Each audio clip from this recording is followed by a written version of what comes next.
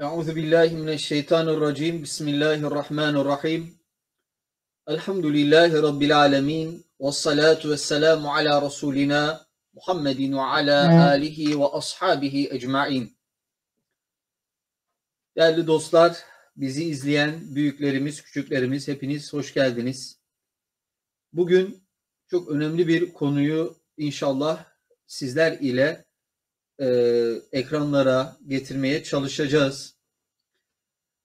Bugün belki güzel sözler ile başlamak isterdik sözlerimize, lakin Doğu Türkistan'da olup bitenleri güzel cümleler ile anlatmak imkansız. Orada yaşanan zulmü, orada yaşananları inşallah bugün sizlere aktarmaya çalışacağız. Değerli hocamız ile beraber, misafir edeceğimiz, az sonra yayına alacağımız hocamızla beraber. Biz öyle bir tarihin, öyle bir ecdadın torunlarıyız ki zalime karşı alp, mazluma karşı eren olmuş necip bir milletin, necip bir ecdadın torunlarıyız. Rabbim bugün de bizlere aynı şuur, aynı bilinç ile hareket etmeyi nasip eylesin inşallah. Nerede bir zulüm varsa karşısında bizleri, nerede bir ihtiyaç sahibi birisi varsa, zor durumda olan birisi varsa yine bizleri bulmayı Mevlam nasip eylesin diyorum. Ve bugünkü konumuzu zor durumlar, zor dönemden geçen Doğu Türkistan'daki kardeşlerimizi bir defa daha, belki birçok defa karşımıza çıkıyor ama bir defa daha karşımıza getirip orada yaşananları bir de bu vesileyle sizlere aktarmak istedik. Rabbim inşallah bu sohbetimizi, bu birlikteliğimizi bereketli eylesin inşallah. Bu vesileyle şu mübarek cuma gününde de en kısa zamanda oradaki zulme de Rabbim inşallah en kısa zamanda bitirmeyi nasip eylesin. Bugün inşallah sunumlarıyla beraber bizleri oradaki yaşananları, oradaki o zor durumu aktaracak olan Abdurrahman Abdullah hocamı inşallah misafir edeceğiz. Hocam hoş geldiniz. Hoş bulduk hocam. Teşekkür ederim. Bizim Doğu Türkistan'da o kadar zulümler var ki hocam. Bugün siz bu fırsatlarını bize sundunuz. Bu vesileyle biz kardeşlerimize, Müslüman kardeşlerimize, bizim o Doğu Türkistan'daki mezlum Müslümanların sesini anlatmak için bu fırsatlarını verdiğiniz için ve sunduğunuz için çok teşekkür ederim. Estağfurullah hocam. Biz teşekkür ederiz. Evet hocam. Biz dediğiniz gibi çok kardeşlerimiz, bilen kardeşlerimiz de soruyor. Selamünaleyküm. Ben Doğu Türkistanlıyım diyenden sonra Doğu Türkistan nerede soruyor. Evet. Doğu Türkistan hangi bölge, nerede? Türkiye'nin içerisinde mi değerler de var. Bir de Orta Asya'nın ne? Özbekistan değil mi? Türkistan değil mi? Türkmenistan değil mi diyor. Maalesef böyle karşımıza geliyor. Evet. Bu cevaplara yani cevap verirken çok üzülüyoruz. Çünkü Doğu Türkistan aslında bütün Türk kardeşlerimizin geldiği yeridir. Bundan önce 1000 sene önce bu Türkiye ya da başka bir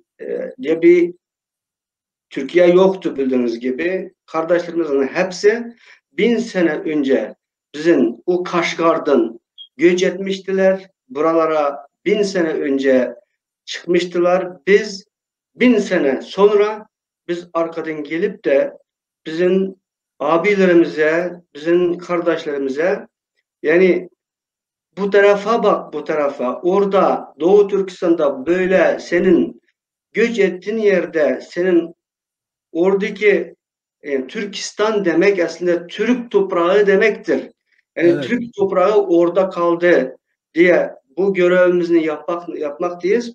Onun için çok uzatmadan bizim Doğu Türkistan'ın geçen bu gördüğünüz gibi bu Doğu Türkistan'ın eski coğrafyası, Orta Asya'nın kalbi yerleşmiş olan yani Çin sonra da Çin işgal etmiş olan Türk toprağının bahsediyoruz hocam. Evet. Gibi. Şimdi Evet. geçelim. Evet. Bu da bir geçende bizim e, mesela Uygurların önceden Göktürk diye bir tarihimiz vardır. Onların Evet. şeysidir, kurulmuş olan devletin coğrafyasıdır. Buradan da geçelim. Evet. Bu da aynı şekilde bu bir dönemde biz eskiden bizim devletlerimiz, Türklerin devlet kurmuş olan devletinin bu coğrafyalarından bahsediyor bu görüntüde. Evet. Bir de geçsek, Evet. bu da aynı şekilde biraz ben bunu geçirirken Müslüman, İslam şeysinden biraz durmak istiyorum. Bunlar Tamam. geçen tarih, evet. Geçelim. Karahanlılar hocam. Karahanlı Devleti bu zamanlarda 840 mesela 840 1212 bu miladi bu arada İslam tam yerleşmiş çok güzel şekilde bu uzun sürede bu devlet yönetmişler. Bu gördüğünüz gibi burada Kaşgarlı Mahmud'un resmini, fotoğrafını koymuşuz burada. Yusuf Has Sacip ve devlet büyüklerinin yani e, şey yapan bu resim burada görünüyor. Evet. Hadi biraz geçsek. Ha, buraya geldik şimdi Seydiye Hanlığı, Yerkent Hanlığı diye bu son dönemlerde son yani Uygur Devleti Sultan Seydiye Han yani ben doğduğum yer, ben yaşadım, büyüdüm ülke Yerkent oluyor. Burada 1680 kadar 1680 kadar burada Türk Devleti yaşamaktadır.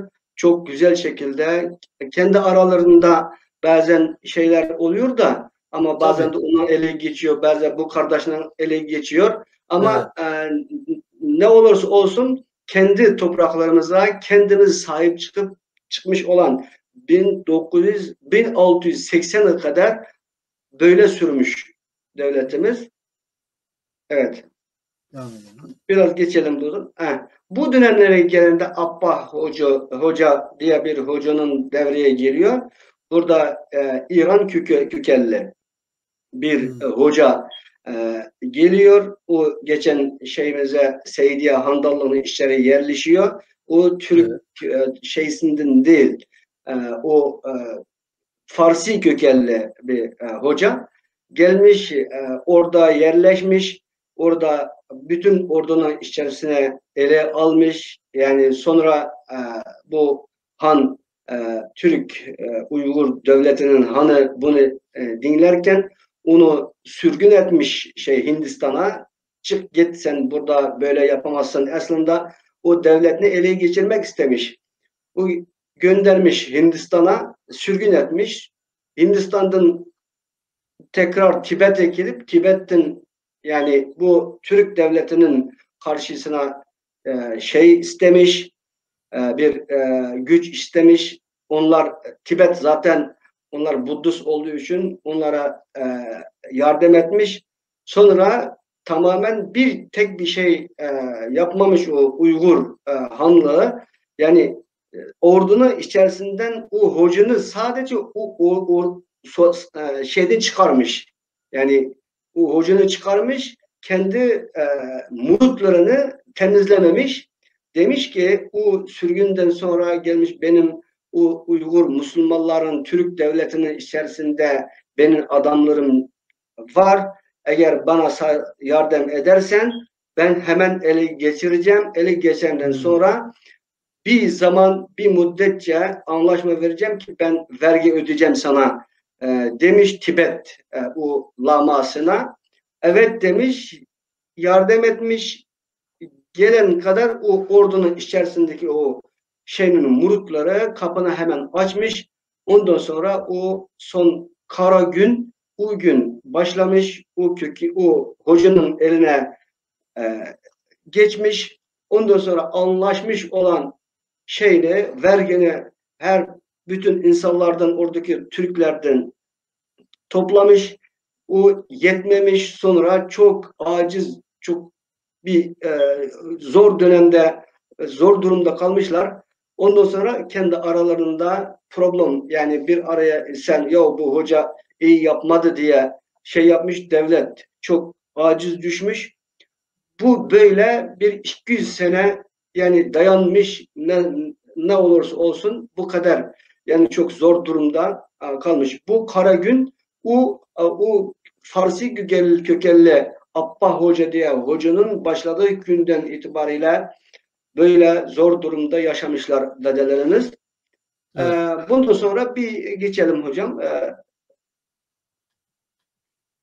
Evet, bu şimdi buraya gelen Yakup Bey diye bir bu Türk kökenli bizim bu Kırgızistan, Özbekistan, Kırgızistan, Kazakistan taraftan gelip de bu bizim Doğu Türkistan'da yani Bedevlet e, adıyla bu kişi 1968'den 69'a kadar bir devlet kurmuş. Bu dönemlerde çok aciz olduğu için insanlar Çin burada hemen devreye girmiş, gelmiş bu Yakup Bey bu devletin başındaki kişini zehirleyip öldürmüş. Yani şehit etmiş. Bu devlet de ayakta kalmış. Bu günden itibariyle Çin devreye girip bize baskı resmi bir şekilde Değil mi başlamış. hocam? Yani ben de öyle hatırlıyorum. Hani bu Doğu Türkistan hani İslam devletinin çöküşüne aslında bir nevi zemin hazırlayan bu dönemler değil mi? Evet, aynen öyle. Evet. Bu dönemlerde, evet. Evet. Tamam. Şimdi eğer bunu geçsek, bu dönemler mesela 1933 döneminde bu devlet tekrar kurulmuş Doğu Türkistan Cumhuriyet, Doğu Türkistan İslam Cumhuriyeti bütün vezirleriyle, bütün yasalarıyla o dönemlerde bildiğiniz gibi bu İslam devleti diye bir şey kalmayan bir dönem Evet. 1933. Bu dönemde dedelerimiz tekrar hiç yani böyle bir cumhuriyet, böyle bir şeyden hiçbir şey kalmayan zamanda bu 1933'te devletini tekrar kurmuş. Kurulduğundan sonra bu devlette de yani etraftan Rusya ve Çin anlaşmasıyla bunu da yıkmış. Yani e, resmi olarak 1,5 sene kalmış ama gayri resmi 1937'ye kadar yaşamış bu devlet. Bunu da yıkmış. Evet, şimdi bunu da geçsek. Bu Abdülkerim Şahzade Efendimiz, bu kişiden bahsediliyor burada. Bu arada hemen Şahzademiz bu Türkiye'de o Şahzademiz orada duramayıp Doğu Türkistan'da kaçırılmış. Oraya da bir tekrar Osmanlı Devleti'ni oradan başlasın diye düşünmüşler ama istihbarat arkasının peşine bırakmayınca Amerika bir şekilde oraya gitmiş, burada otelde şehit edilmiş. Öyle tarihler, kaynaklar böyle değiliyor. Ama Evet. çok detaylara girmeyeyim. Yani biraz zaman itibariyle geçmek isterim. Evet. Evet. Evet, buraya kadar bu 1937'de tekrar bizim devletimiz yıkılmış. Rus ve arasında Çin arasında anlaşma yapıp yıkılandan sonra tekrar Doğu Türkistan Cumhuriyeti adıyla 1944'te Alihan Töre ismi bu da sağ tarafta solda duran kişi bizim tekrar orada bir Gulca yani Doğu Türkistan'ın büyük şehirlerden bir tanesi Gulca'nı resmi yapıp başkenti yapıp Ahmet Can Kasimi ile birlikte orada bir devlet ortaya çıkıyor. kuruluyor, resmi koyuyoruz güzel bir şekilde. Bu devlette de 1949'a kadar yaşamış. O zamanlarda yani Çin e, Çin bir taraftan baskı yaparken onunla dayanıp Doğu Türkistan'ı kurarken Rusya demiş ki biz sizin paralarınızı bize verin, biz size silah veririz demiş. Elihan Tören ne yapsın, onlar bütün paralarını vermiş Rusya'ya silah için. O paranı alandan sonra paranın silah da yok. Silahını Çin'e vermiş. Bizden paramızı almış, silahını Çin'e vermiş. Çin'e sen Doğu Türkistan'ı eline geçireceksin mecbur. Bu paraları biz veririz, biz destek veririz diye şey yapmış. Hemen bizim o büyüklerimiz şehit edilmiş. O Elihan Töre Rusya'ya kaçırılmış. O Ahmetcan Kasimi 7 kişiyle o uçakta biz konuşmaya gideceğiz diye gitmiş, bir aradan kaybolmuş.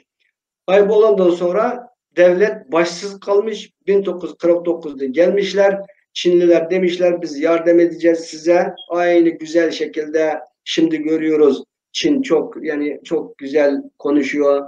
Bize yardım ediyor diye böyle konuşmalarıyla 5 sene içerisinde sizin bu devletinizi çok güzel şekilde size edeceğiz. Çok güzel yatırım yaptıracağız. Ondan sonra gideceğiz. Tekrar yurtumuza döneceğiz demiş.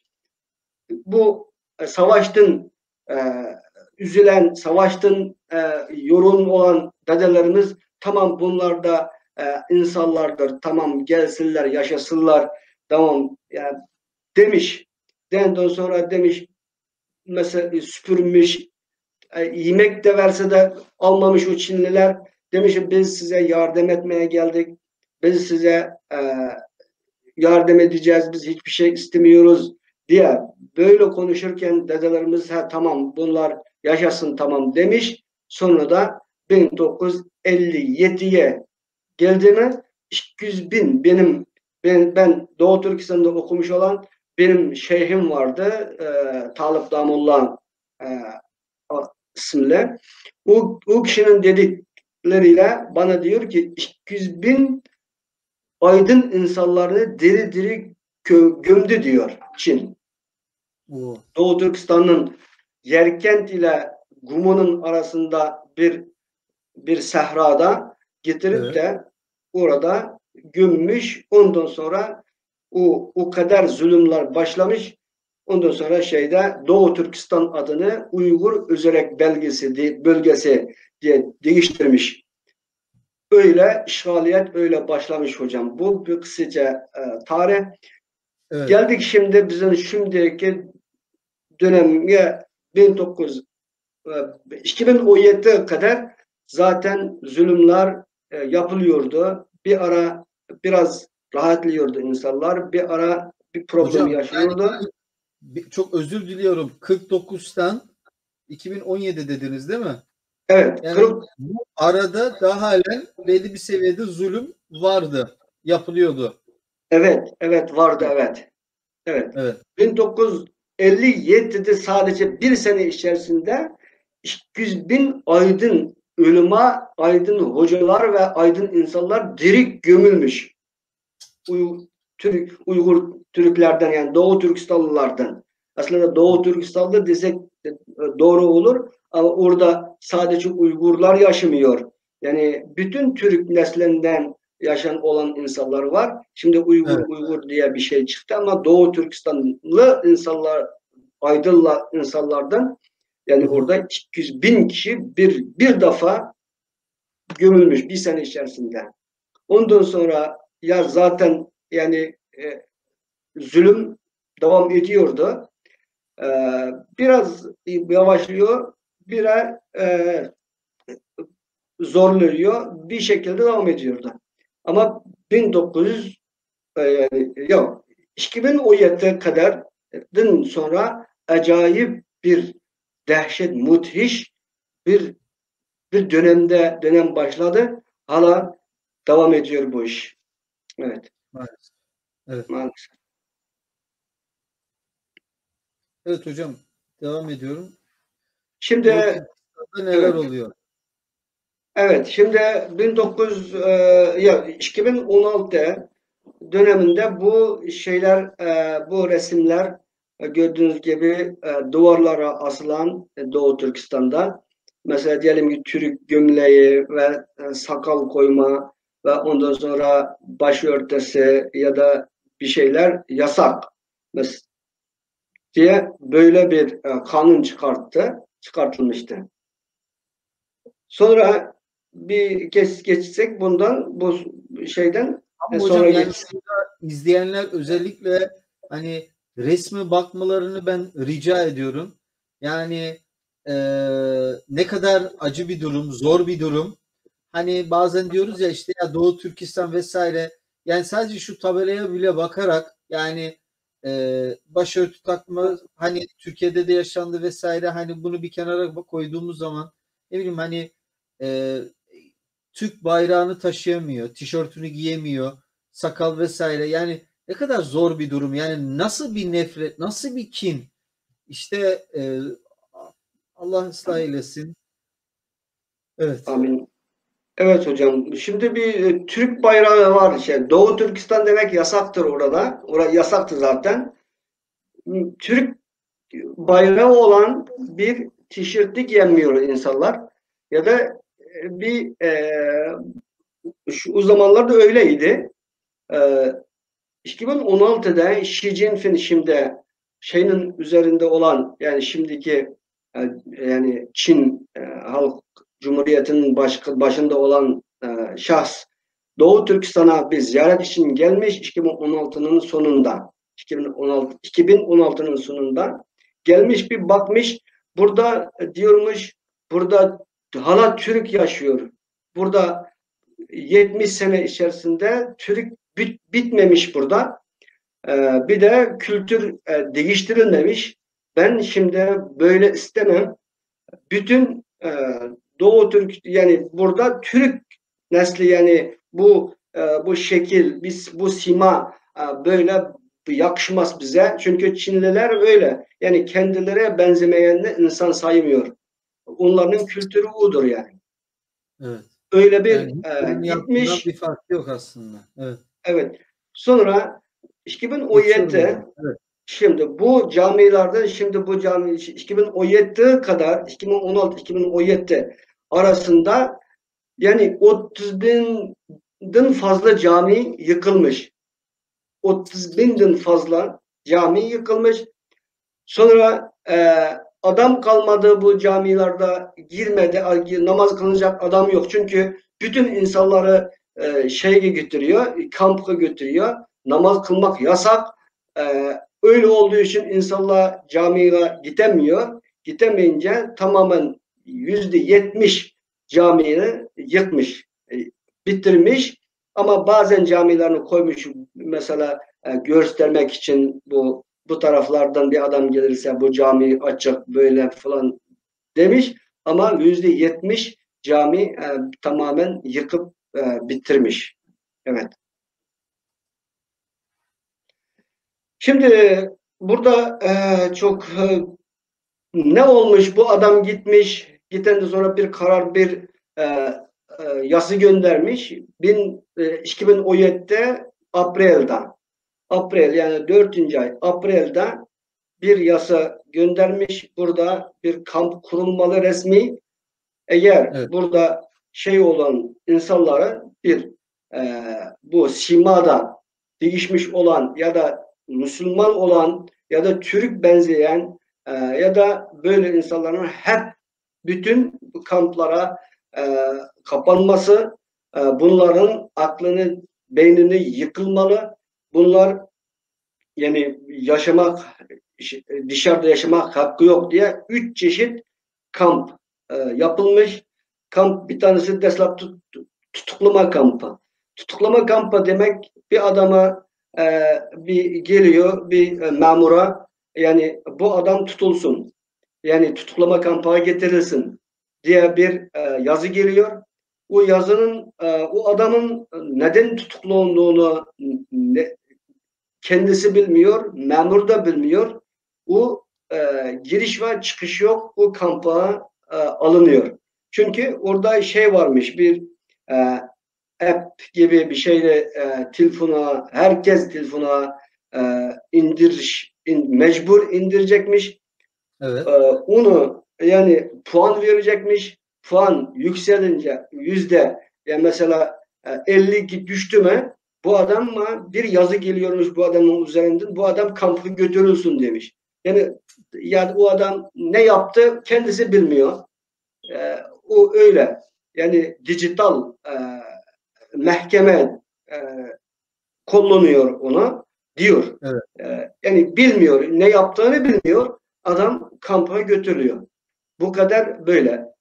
İkinci şey ise toplama kampı diyor. Üçüncüsü meslek yetiştirme kampı. Üç kamp, çeşitli kamp. Ama ikisi çok tehlikeli. Ama sonuçtaki meslek yetiştirme kamp orada yani çalıştırıyor yani. Orada yani bedava çalıştırıyor köle gibi. Onun çocuğunu bahsedemez, ailesinden bahsedemez. Nereye ben bir evime, eşime bakayım soruyamaz.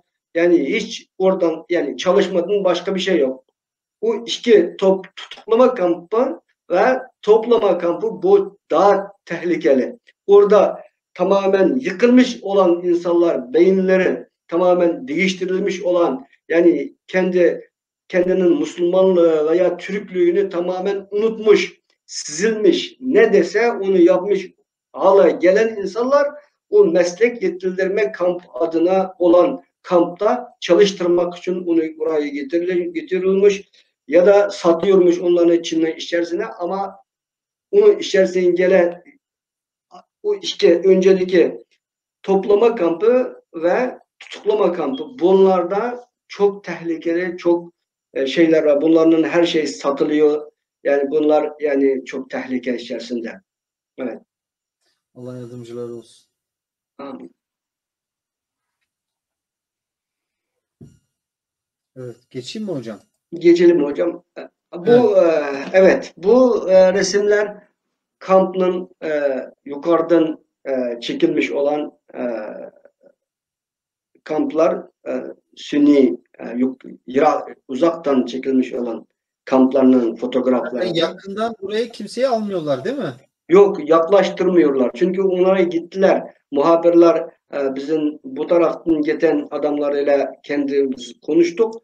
O taraflara kamp var. Kamp düzenlemiş olan bölgelere hiç yaklaştırmamışlar. Onları yani istihbarat arkasından nereye gidiyorsun? Bu bölge yasak. Sen bu taraftan geçmeyin yasak demiş. Onları işaret ederken burada gelip burada ne var orada? Buradan resim çekmiş uzaktan.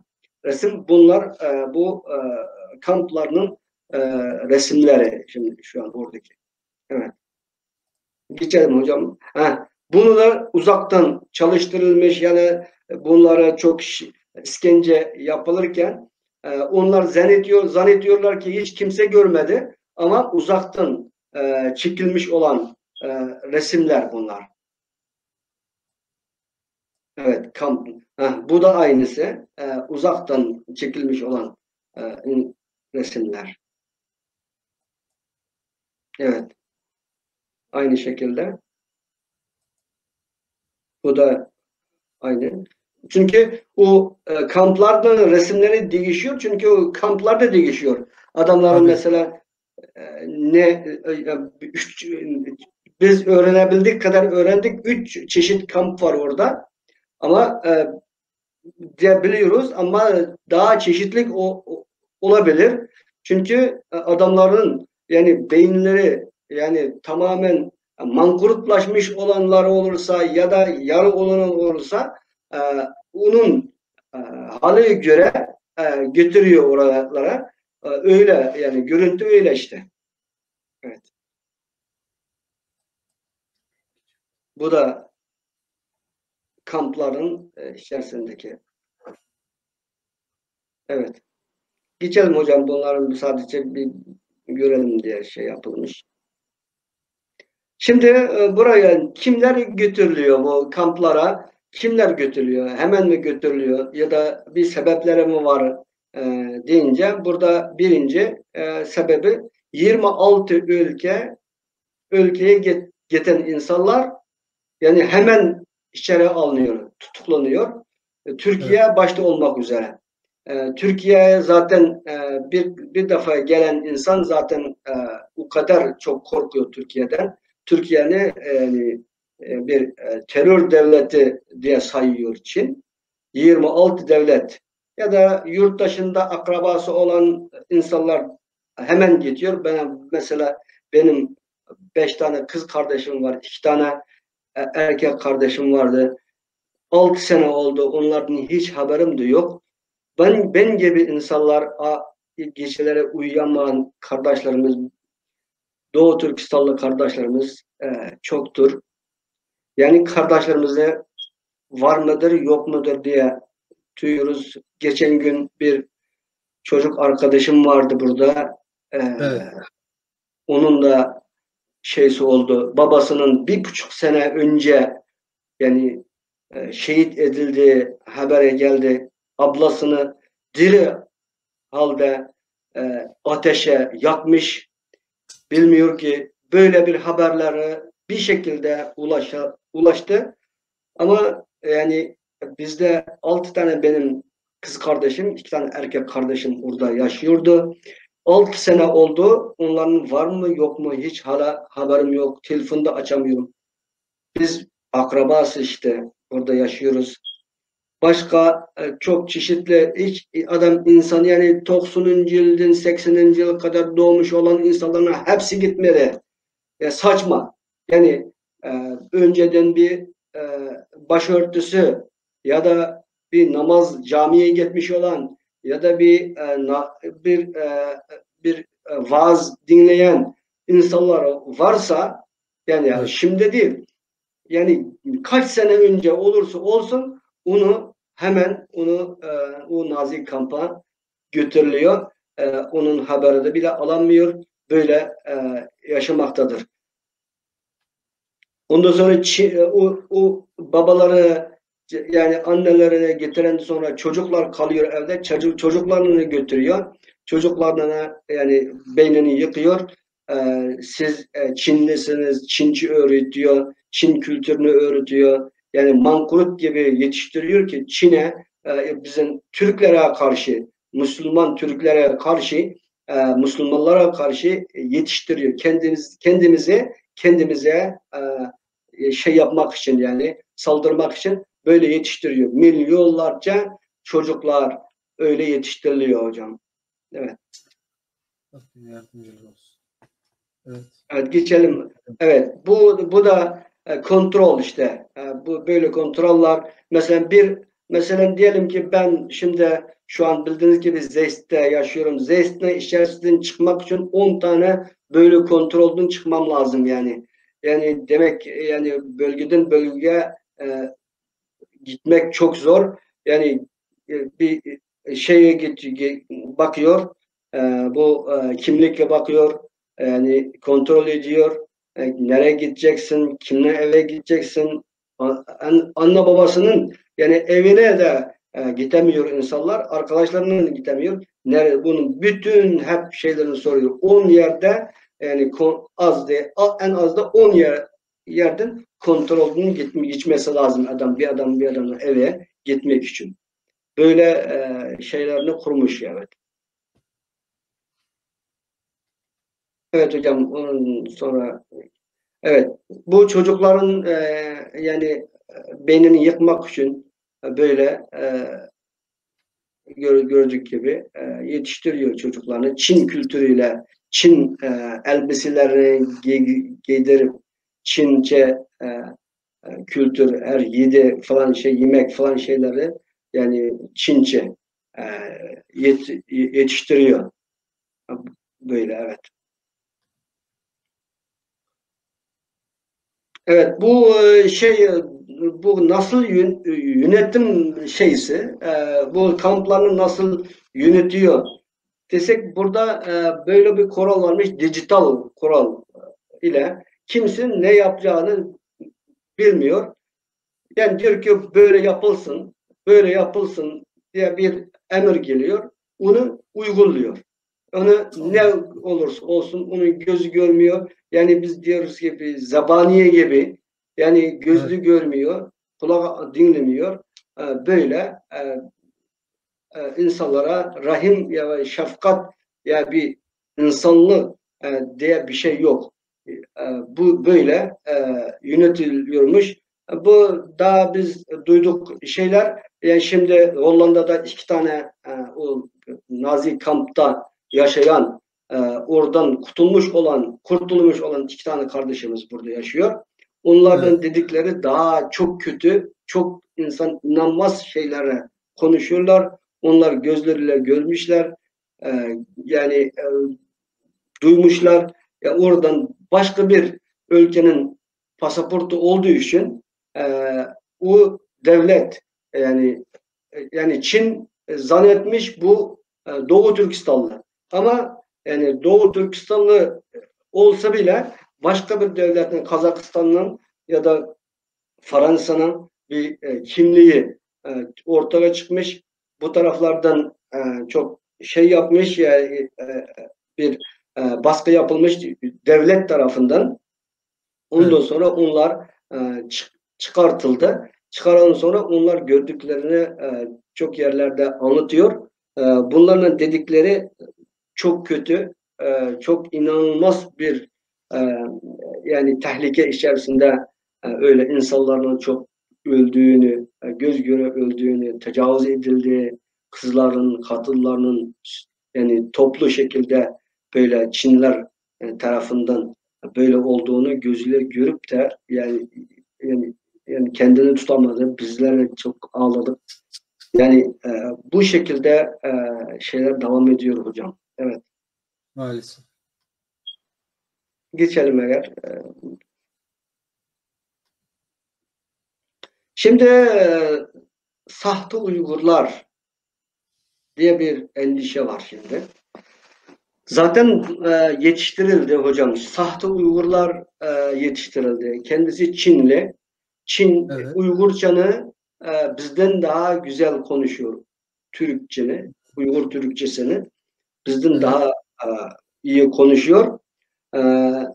Şeyler yapıyor, yani bütün şarkılar söylüyor, e, yetiştiriyor. Yani siz istediğiniz gibi görsetmek için dışarıdan mesela Türkiye'den ya da Müslümanlardan ya da bu Avrupalılardan Uygurlar nerede dese Uygurlarına hiçbir şey yapmadık ki biz. Bu Uygurlarına bakın işte, görün işte bu Uygurlar budur diyor ama Çinli. Yani Çinli yani şey yapıyor, şarkı söylüyor, dans yapıyor. Yani Uygurlar gibi gösteriyor ama onlar Uygur değil. Onlar Çinli insanları bilerek onları düzenleyip bir, bir süre Uygurları Uygur yapıp hazırlamış. Mesela geçen de bir şey gitmiş, bir denetleme şeysi gitmiş. Gidince yok sokakta diyor. Bizi görünce 30-40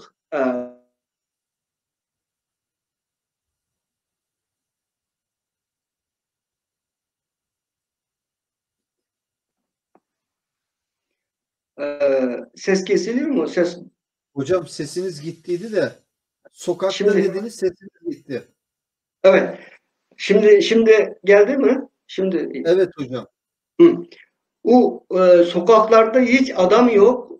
Bu nereye böyle mi oldu deyince hemen 5 dakikanın içerisinde Uygurlar doldu diyor onu. O şarkı şey yapıyor, dans yapıyor orada, bir şeylerini yapıyor, sulu oynuyor diye böyle bir şeylerini yapıyor. Ha bu ne oldu şimdi deyince adamlar gibi bu Uygurlar şimdi. Bakın bu Uygurlar burada demiş. Yani belki şimdi biz böyle bir şey var. Bir taraftan Uygur Türklere, orada Doğu Türkistanlılarını bittiriyor. Bir taraftan Evet. sahte Uygurları yetiştiriyor göstermeye. Belki ileride dikkatli olmamız gerekiyor ki nasıl ne yapıyor bilmiyorum. Yani sahte Uygurlarını biz, o sahte yani Çinlilere biz diyelim ki bizim kardeşlerimiz de diye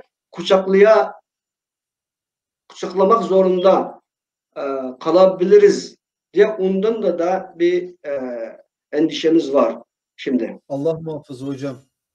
Amin. Amin hocam. Amin. Evet bunu da böyle bu sahte Uygurlar bunlar yani Çinli bunlar. Yani şey değil, Uygur değil bunlar. Biz biz gördük ama biliyoruz biz. Görüyoruz. Ha bu Çinli diyoruz. Yani biz biliyoruz çünkü çok uzaktan yani yaşadık onlarla beraber. Onlar vardı. Onların simasına bakarken ha tamam bu Çinli değil diyebilir tanıyoruz şimdi. Evet. Aslında bu ben anlattığım şeyler hocam çok az bir şey.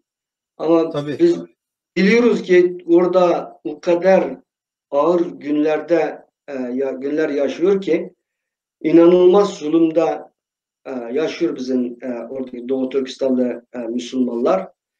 Şimdi e, önceden e, belki duymuştunuz yani BBC'nin haberine göre biz biliyorduk.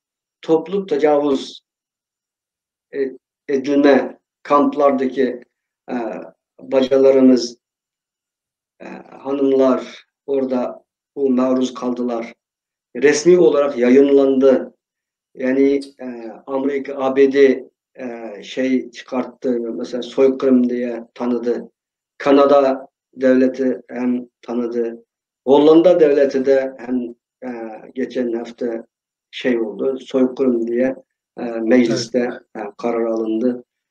Şimdi yani biz bunlar yani bu karar aldığı için biz e, demiyoruz. Biz zaten bunu yani adımız gibi veya kendimiz gibi biliyoruz ki neler olduğu bize bir şekilde bize ulaşıyor hocam.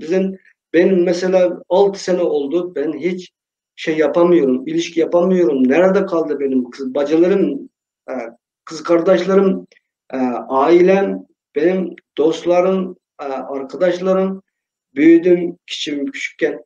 Onlar nerede kaldı? Hiçbirini bulamıyorum. Hepsi kayıp. Ee, Sadece ben değilim. Nasıl, nerede bir Doğu Türkistanlı olursa onlar aynı durumda ben gibi yaşıyor.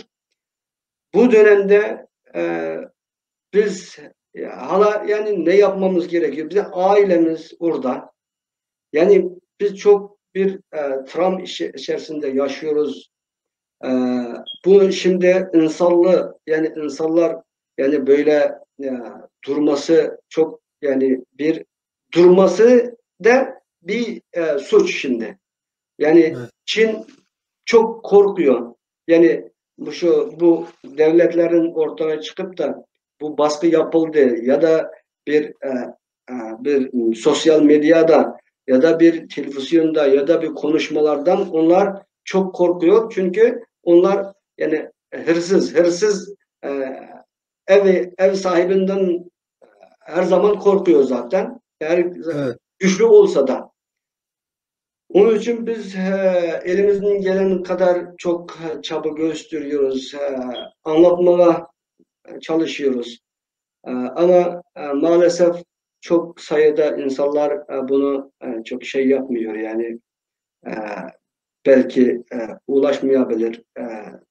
Yani bu Müslümanların ya da dünyanın içerisinde bu zulümlerinin çok olduğu için e, belki sırada bir zulüm gibi ya da nerede bir zulüm olsa o zulüm gibi benziyor ama bu Doğu Türkistan'daki zulüm yani hiçbir zulüme tarihte hiç benzemeyen bir zulüm var.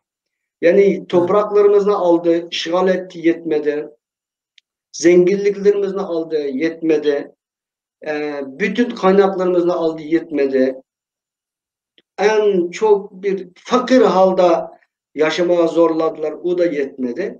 Şimdi şimdi Doğu Türkistanlıların e, Çin'in içerisine o mankurutlaşmış olan yani üçüncü kampta yani meslek yetiştirme bu seviyeye gelen Uygurları şimdi Doğu Türkistanlıları şimdi Çin'in içerisine yani şirketlere satıyor köle gibi. Ölene kadar çalıştır bir dava. Böyle satılıyor. Böyle köle her gün böyle yani yaş olan mesela 16 yaşından e, 28 yaşına kadar böyle insanları mankurtlaşmış olmuş şartıyla yani demek bir kendini Müslüman veya da Türk yani duyusu olanlar zaten o kamplardan çıkamaz. Yani onlardan çıkmak şansı olmuyor.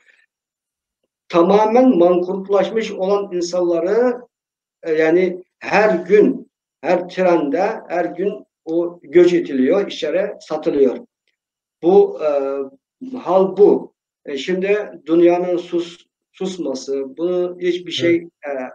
ortaya çıkması, 1 milyardan fazla Müslüman olarak e, bu ses çıkmayıp da böyle kalması e, bir üzücü bir şey. İnşallah Allah bize güç versin, Müslümanlara güç versin, kendi yani yani kardeşlere sahip çıkmaya e, yani nasip eylesin inşallah diyorum hocam. Ya bir de hocam şey var değil mi? Hani beni gerçekten üzen şeylerden birisi bu. Hani oradaki zulmü biliyoruz. Ama hani ne garip ki hani ayette diyor ya innemel mu'minune ihve müminler kardeştir. Oradakiler kardeşimiz. Ee, Evet. Aynı dindeniz, aynı soydanız. Elhamdülillah. Ama bu kardeşliğin getirmiş olduğu da bir sorumluluk var ve maalesef bugün biz bu sorumluluğu yerine getiremiyoruz diye düşünüyorum. Evet, hani kim bir kötülük görürse işte onu eliyle düzeltsin. Elimizle düzeltemeyeceğiz. Belki burada işte sağ olun sizler bunu öncülük ediyorsunuz. İşte mitingler düzenleniyor, gösterileri gidiliyor. O kadar çok Müslüman var, kaçımız gidiyor maalesef. Gerçekten üzücü bir şey. Hani belki şu düşünülebilir ya bir şey fayda edecek mi? Ya etmese bile Hollanda'da yaşıyoruz. Hollanda'daki işte kanun çerçeve dairesinde sesimizi duyurmamız gerekiyor diye düşünüyorum. Ve Evet. maalesef biz bu sesi bile duyuramıyoruz. Yani bunun şeyine bile girmiyoruz ama en basitinden bir futbol maçı olduğu zaman veyahut siyasi bir şey olduğu zaman işte sosyal medya hesapları kilitleniyor. Herkes bir şeyler yazıyor, çiziyor. Ama işte Doğu Türkistan, Filistin, Suriye veya farklı yerlerde de din kardeşlerimiz, soy kardeşlerimiz zulüm altında işkence görüyor ve maalesef uyutulan bir toplum olarak uyumaya devam ediyoruz diye görüyorum. Elimizden düzeltemesek bile dilimizle düzeltelim hocam. Hani orada yetemiyor. O zaman yapacak bir şey yok. Dua edeceğiz.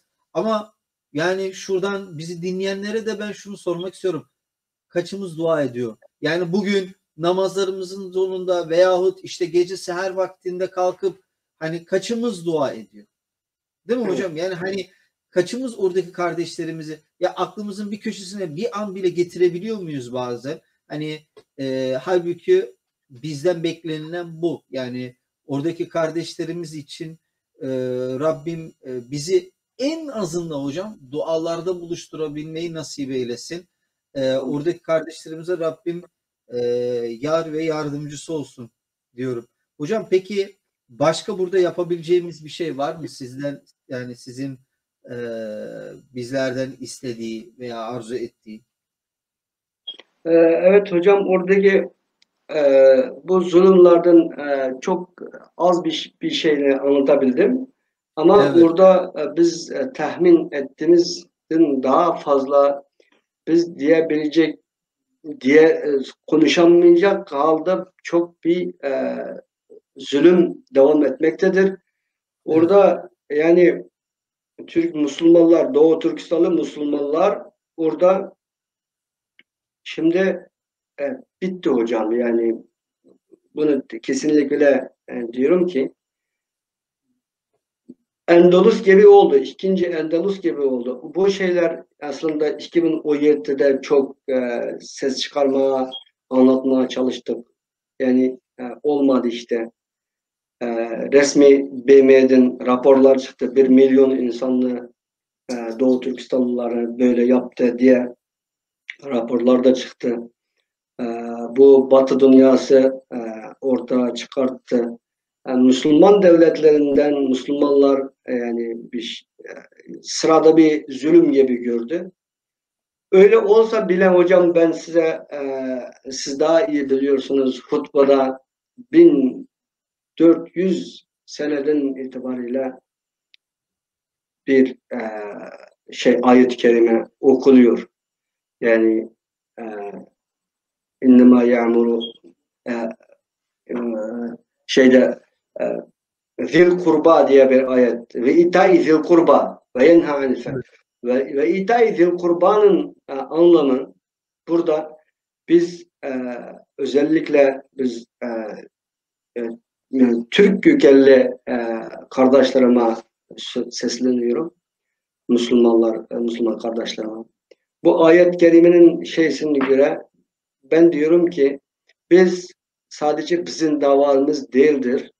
Biz bu programın başında siz dediniz 1000 sene önce ben de dedim 1000 sene önce sizler oradan bu tarafa göç etmişsiniz. Biz arkanızdan geldik. Hepimiz kandaş ve soydaş ve Müslüman insan. Yani biz yani zilkurba biziz. Nerede zulüm olursa olsun zulümün en birinci sırada biz Doğu Türkistanlı oradaki yapılan zulüm yani onun geçemez. Kim neredeki zulüm? En az da muhabir gidebilir, telefon açabilir. Mesela hatta Suriye bile mesela Yemen'de de başka yerlerde olsun, Filistin'de olsun telefon açılır. Telefonda konuşulur. Var mısın, yok musun, öldün mü, gittin mi? Bu diyebiliriz. Muhabirler getiriyor ama Doğu Türkistan'ın içerisine kimsenin sokmuyor.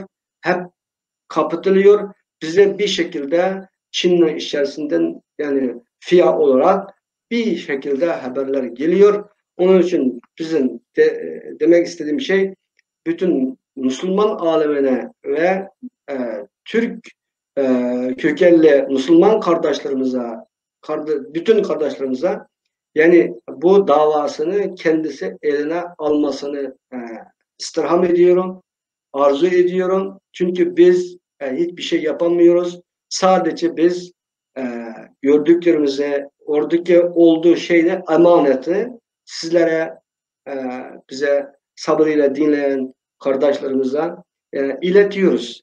Amanetini sizlere veriyoruz. İsterseler yani sahip çıksınlar. Dava bizim değil.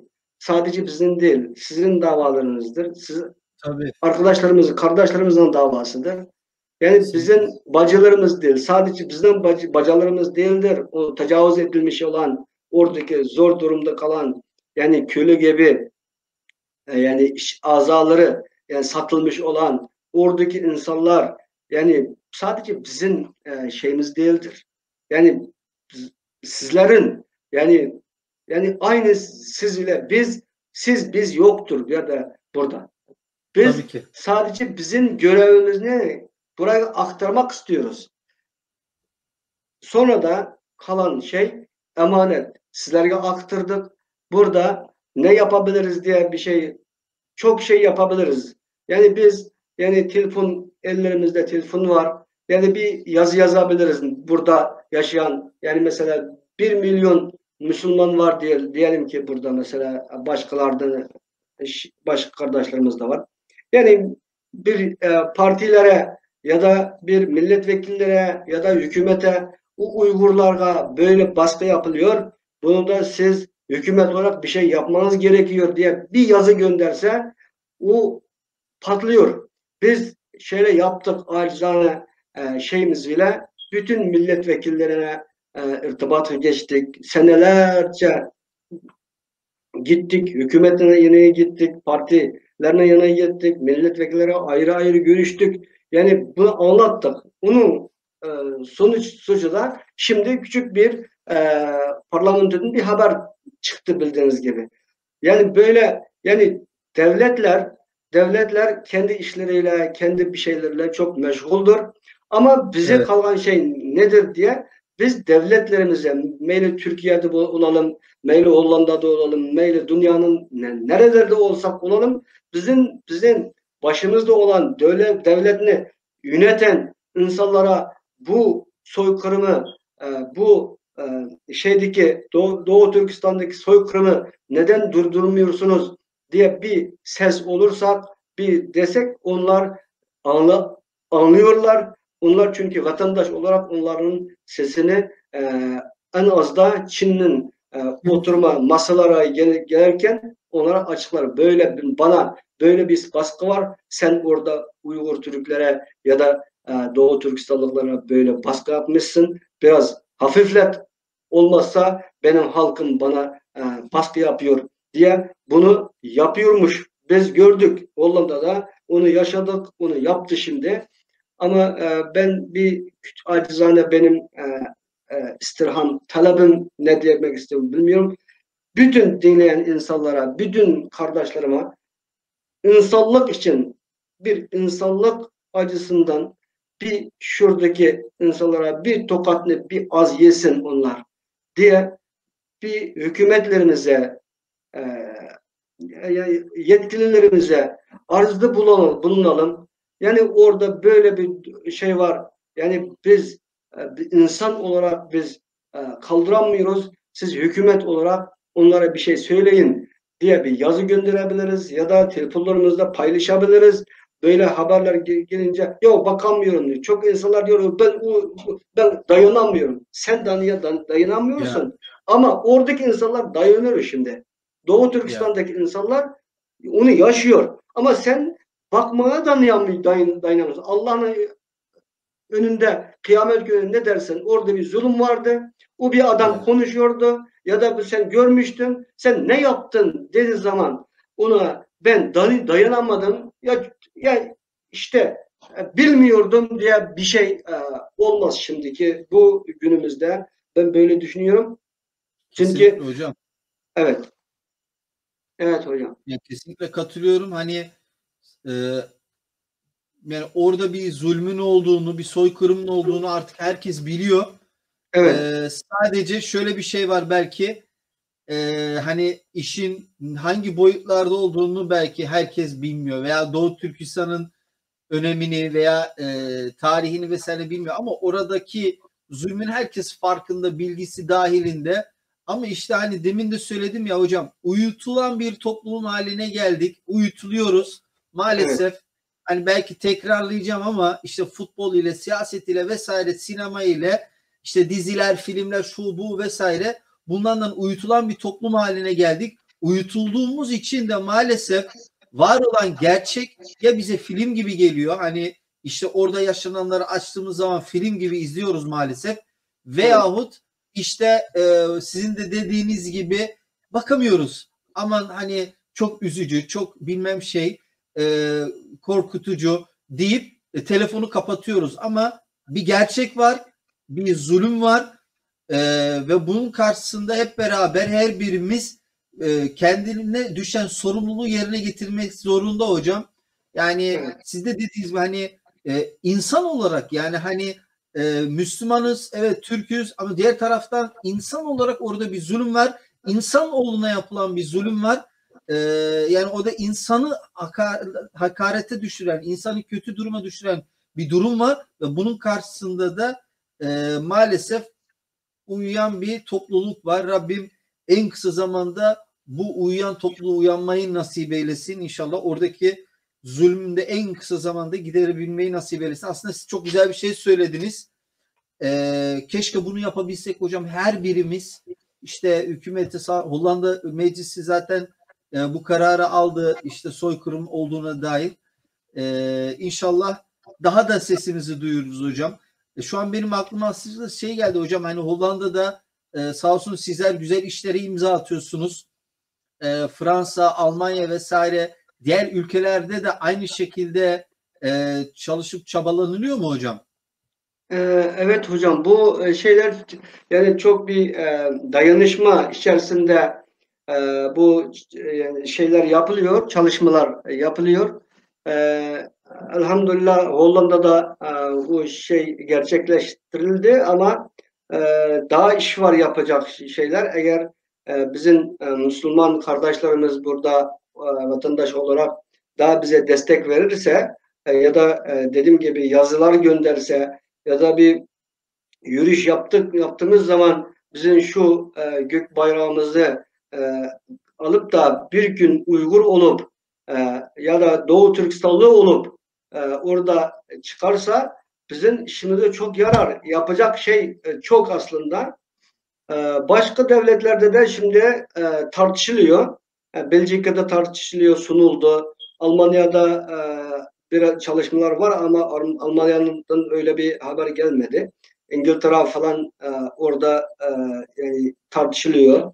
Yani Fransa'da bir çalışmalar var. İnşallah önümüzdeki dönemlerde, günlerde Hollanda gibi çıktığı gibi bir şeylerden çıkmasını bekliyoruz. Çalışmalar devam ediyor hocam. İnşallah. Hocam İnşallah. inşallah, yani sırf Hollanda değil diğer ülkelerde de inşallah Hollanda'daki mecliste geçtiği gibi orada da geçer ve bu ülkeler her yani bir birlik olup Çin'e bu anlamda şeyi sağlarlar hocam. E, İnşallah.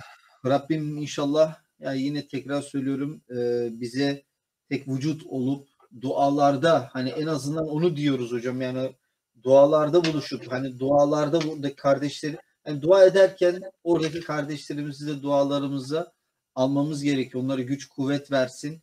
Kolay değil hocam. Hani benim aklıma şu geliyor. İşte burada veya Almanya'da veyahut Fransa'da işte başörtüyle yürüyen bir hanımefendinin işte başörtüsüne hakareti ne kadar kendisini etkiliyor, değil mi? Veya Evet, işte burada bir iş için gidiyoruz. İşte oradaki mülakatta işte sen Türksün, işte hangi partiyi destekliyorsun vesaire dedi sorulduğunda ne kadar zorunuza gidiyor. Hani evet, bunlar küçük şeyler hocam. Ben her zaman onu söylüyorum. Bunlara takılı kalmayın. İmtihan dünyasındayız. Bunlar için, bizim için basit imtihan. Hani bunlar bizim bunların üstesinden gelebiliriz. Bizim için önemli olan, hani bir de diğer kardeşlerimizi düşünmemiz gerekiyor. Ya orada hani deminden siz resimde gösterdiğiniz başörtü yasak, Türk bayrağı takmak yasak, tişörtü yasak, vesairesi yasak, sakal vesaire yasak. Hani tamamen Müslüman veya Türk kimliğine olan şeyler hepsi yasaklanmış bir Türkiye. durumda. Yani Evet, orada hani istenilen, demin de işte o kampta vesairede tek tip, hani onların profiline uyan, Hitler'in zamanında yaptığı şeyden hiçbir farkı olmayan bir şey planlanıyor, yapılıyor ve bu şekilde devam ediliyor. Hani bu evet. anlamda biraz daha bilinçli, biraz daha şuurlu hareket etmemiz gerektiğini düşünüyorum. Rabbim yar ve yardımcımız olsun. Özellikle orada bulunan kardeşlerimize güç, kuvvet versin, sabır versin inşallah. Tamam. Kolay değil hocam. Hani sizler tabii ki oraları biliyorsunuz. Bizden daha iyi biliyorsunuz. Hani ben buradan bizi dinleyenlere de söyle, hani bugün istirham ediyorum. Bugün film dizi falan izlemesinler veyahut yarın izlemesinler. Açıp YouTube'dan hani Doğu Türkistan'daki zulmün belgesellerini bir izlesinler. Ne kadarına dayanabiliyoruz? Bizim Evet, başımıza gelse, kardeşlerimizin başına gelse, hanımımızın, ailemizin, annemizin, babamızın başına gelse ne kadarına dayanabiliriz? Bunu bir düşünelim. Ondan sonra hayatımıza devam edelim diyorum hocam. Var mı hocam son olarak eklemek istediğiniz bir şey? hocam bir tek olarak bir tane söylemek istediğim şey geldi. Tabii ki hocam, buyurun. Hocam biz şimdi Doğu Türkistanlı olarak biz orada biz şimdi çok zor durumdayız ama bizlere Çin şimdi Doğu Türk şu Hollanda'nın sokaklarında Çinlilerini görürken insanlar ha ne güzel insanlar ya ne güzel davranıyor bize. diye yani onu görüyoruz. Ama onlar yani dünyanın başka insanlarından farklı, yani tamamen farklı insanlardır. Yani bunlar hiç yani bambaşkadır. Kendisinin olmayan, Çinli'nin olmayan insanların yaşamasına izin vermeyen insanlardır. Bize aynı şekilde gelmişti 49'da. Biz size yardım edeceğiz, biz temizlik yapacağız, size yapamadık şeylerinizi yapacağız. Yani biz zor şeyleri biz yapacağız. Size yardım, 5 sene yardım edip de ondan sonra biz göç edip gideceğiz diye imzalı bütün şeyleri yaptılar. O zaman da dedelerimiz inanmışlar. Şimdi bizi bitirdiler. Biz yani bir halk, bir millet, yani ayet-i kerimede ya eyyühen nasu inna halaknakum min zekeri ve unsa ve cealnakum şu'uben ve kabaile li ta'arifu. Siz daha iyi bilirsiniz hocam. Ben burada bir millet olarak Allah bize yaratmış. Biz Allah'a sipariş vermedik. Biz ne Doğu Türkistanlı ya Uygur olarak yapın diye biz Allah'a sipariş vermedik. Allah yaratmış. Öyle olunca bizim de yaşama hakkımız vardır dünyada. Yani diyor ki senin Uygur olduğun için senin yaşama hakkın yok diye Çin bunu bize uyguladı. Yani biz bu durumu şimdi kardeşlerimize, insanlara, yani diğer insanlara bunu aktarıyoruz. Yani anlatıyoruz ki bizim durumumuza onlar, başkaları düşmesin. Yani şimdi Çin'in yaptığı şey, biliyorsunuz son şeyde bir tane o şey var. Yani virüs belası. Evet. Çin'in sipariş ettiği bize iyiliklerini gördük. Şimdi Çin gönderdi onu. Şimdi Çin'de yok. Bu virüs, yani biz yaşadık şeyler orada yok. Dünyanı Evet. yaptı. Diyelim ki bize 70 sene biz anlattık. Dünyaya anlattık. Uygur, yani Doğu Türkistanlı olarak Çinliler böylemiş, dikkat edin, biz binlerce sene Çinlerin seddi için, sefil var ya, sed var ya, Çin seddi diye. Onu Evet. bizden korkup bizde gelmesin diye onu yapmıştılar. Ama şimdi onlar geldi, bizi bitirdi. Daha eğer biz dayanamazsak, bizi bitirirse dünyaya tamamen yayılır. O zaman biz ne duruma düşürsek başka kardeşlerimiz, insanlar o durumu düşer. Zaten düştüler. Yani kendilerinde yok o virüs, ama biz şimdi sokağa çıkamıyoruz. Yani bir seneden fazla oldu. Bu hala düşüren Çin'dir. Onun için bu Çin'in kim olduğunu tanımalısı lazım. Yani bize yardım edemediler, etmesinler, istese etsinler, istemese ne yapalım? Biz anlattık, bunu elimizden geleni yaptık, ama sonuçta yarın durup da biz düşen duruma insanlar düşmesin diye bunu tavsiye ediyorum. Bir gün hemen bir an önce kendileri gelmeleri, yani Çin'le haddini bildirmeli. Çin'de yaşamalı. Yani buralara yani gelip de yani tüm insanlığın düşmanı olarak burada yani tüm insanlarını rahatsız etmesin diye bunu duyurmak istiyorum. Yani bunu düşünmeleri gerekiyor. Yani yardım ederse kendileri yardım ederler. Herkes, biz sadece aktarıyoruz, bildiriyoruz. Yani Resulullah Efendimiz diyor ki bu arkanın, yani siz daha iyi bilirsiniz hocam. Bunu ben size söylemek şey yok. Yani bu dağın arkasında bir şey var. Düşman geliyor. Siz böyle desen, siz inanmıyor musunuz deyince biz inanıyoruz dedi. Ama U gibi oradan sadece onu alıyorum. Biz de oradan geldik. Orada bir düşman geliyor. Şimdi geldi zaten. Hollanda'da da var. Her yerde var. Bunlar yani çok az kaldı. Çin işgal ederse, süper güç olursa, şimdi oldu işte. Amerika, ABD'ye de dayanamıyor. Hala bir geliyor şimdi. Olursa o zaman bütün insanlık biter.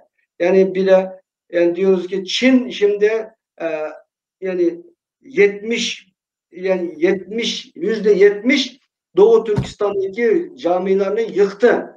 Ona kimsenin sahibi sesi çıkmadı. Şimdi Avrupa'da bir minare alınsın ya da bir başörtüsü alınsın, ona dünya kalkıyor. Ama Çin yaparsa ona kimsenin sesi çıkmıyor. Ben hayran kalıyorum. Ben estağfurullah diyorum. Bu ne oldu? Yani bu iki ölçem var burada. Çin'i o kadar seviyor ki bu insanlar. Yani ben inanamıyorum. Yani sen başka bir insanlar, her insan bir yanlış yapabilir ama hep yanlışlarına hepsi kim yaparsa o kötülenmesi, onun durdurulması lazım. Yani biri Ahmet yaparsa tamam ama e, Mehmet yaparsa olmaz. Yani bu yanlış, her yerde yanlış olmalı. Çin iyi insanlardır. Çin'in malı ucuzdur. Çinliler bize iyi davranıyor diye bu yani görüntünü görüp de aldanmak çok yazık olur. Pişman ederiz. Sonuçta pişman hiçbir şeye fayda vermez. Onun için ben bunu demek istedim. Çok uzattım. Böyle fırsat Estağfurullah verdiğiniz hocam. için Estağfurullah. teşekkür ederim. Allah razı olsun hocam. Evet. Biz teşekkür ediyoruz hocam. Allah razı olsun. Zaman ayırdınız. Ben biliyorum hani varlığınızla yoğunuzla oradaki zulmü aktarmaya çalışıyorsunuz. Bu vesileyle de bir de buradan, bu kanaldan yaptık. İnşallah insanlarımıza mesajımız gitmiştir. Hani İnşallah. şunu unutmamamız gerekiyor hocam. Hani ben her zaman onu söylüyorum burada gençlerimizle yaptığımız sohbetlerde veya genel anlamda yaptığımız sohbetlerde, derslerde hep şunu söylüyorum. Hani biz hani hepimiz gücümüzün yettiğini yapmakla sorumluyuz. Yaptıklarımızın hesabını vereceğimiz gibi yapmamız gerekirken yapamadıklarımızın da hesabını vereceğiz. Evet. Ama bu çok önemli. Evet. Bunu hiçbir zaman unutmamak gerekiyor. Ve bugün hani özellikle o Doğu Türkistan'daki kardeşlerimiz için biz ne yaptık? Bugün bunu bir soralım kendimize. Hani bu ayet-i kerimi bugün birçok defa tekrarladık. Hani Bismillah innemel mu'minun ihve, işte müminler kardeştir. İşte Evet. o ayetin hakkını ben verebiliyor muyum? İşte siz de okudunuz. İşte biz her cuma hutbede okuduğumuz işte o akrabalık bağını evet hakkını verebiliyor muyuz? Yani bunu bir soralım bugün kendimize. Rabbim oradaki kardeşlerimizin yardımcısı olsun. Rabbim bizleri bu davayı yürütebilmeyi nasip eylesin inşallah. Bizi bir eylesin. Hani şu caminin çatısı altına geldiğimiz zaman nasıl ki namazın altında bir tek vücut oluyoruz. Bir oluyoruz. Zengini, fakiri, kavgalısı vesairesi fark etmiyor. Tek vücut oluyoruz. İnşallah o tek vücut halinde dışarıda da çıktığımız zaman hareket edip Doğu Türkistan'daki, Filistin'deki, dünyada nerede zulüm altında bir Müslüman, bir insan varsa onlara yardımcı olabilmeyi bizlere nasip eylesin inşallah. Hocam teşekkür ediyorum. Allah razı olsun. İnşallah sizlerin de Zeyst'te vakfı var değil mi hocam? Hani evet hocam. da çok kısa bir bilgi verelim. Belki bilmeyenler vardır. Bu vesileyle oradaki vakfımızı ziyaret edebilir, çalışmalarınızı takip edebilir, sizlere maddi manevi destekler bulunabilirler hocam. Çok kısa istiyorsanız ondan bahsedelim hocam. Tamam hocam. Çok böyle bizi sabrıyla dinleyen kardeşlerimize çok teşekkür ederim. Allah razı olsun. Biz Avrupa Doğu Türkistan Eğitim Vakfı olarak ZEST'te bir merkezimiz var. Bu merkezimiz 2013'te kiralı şekilde devam etmiştik. 2009'da vakıf kurulmuştu. Yani Yemen'de, Türkiye'de ve Mısır'da okumuş olan kardeşlerimiz bir araya gelip de bir vakıf kurmuştuk 2009'da. Çünkü burada Hollanda'da çok sayıda şimdi 4000 civarında nüfus yaşıyor. Her yerde dağlı yani ilticacı olarak geldiği için devletimizin nerede şey yaparsa oraya kalmak amacıyla yaşıyoruz. Orada kalıyoruz. Onun için bu Zeist Hollanda'nın tam ortası olduğu için Evet. biz bu merkezini burada, vakfını burada kurduk. Bizim birinci amacımız burada kimliğimizi kaybetmemek. Yani burada kimlik derken her şey içeri giriyor.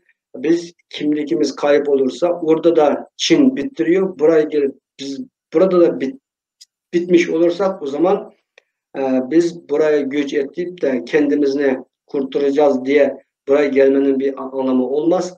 Onun için biz burada çocuklar özellikle yani bir kimlik asas edip büyütülmesi amacıyla bu vakıf kuruldu. 2013'te kadar bizim camilerde orada burada yani Müslüman kardeşlerimizin camilerinde faaliyetlerimizi yaptık. Yani çocuklarımızı orada topladık, orada okuttuk. Bir şeyler yapıyorduk ama 2013 gelirken böyle olmuyor diye bir yer kiraladık. 2019'a kadar kiralı yerde devam ettik. Yani binlerce yani Morakan kökenli çocuklar da eğitim almış oldular. Anadolu gelen Türk kardeşlerimizin çocukları da geldiler.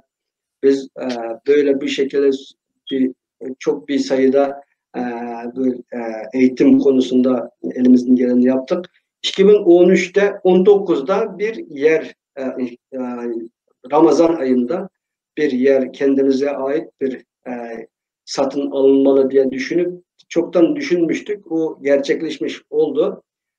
Van Rijnenweg 163 Zeist bu numarada bir yerimiz var, binamız var. Elhamdülillah onu şimdi biz kira falan ödemiyoruz. Kendi vakfımızın adına satın alındı. Ama bir sürü borcumuz var. Bu borçlarımız yavaş yavaş ödeniyor. Bir taraftan eğitim 10'un fazla öğretmenlerimiz online'da falan dersimiz çalışmamız devam ediyor. 100'den fazla öğrencilerimiz var. Onlardan derse devam ediyor.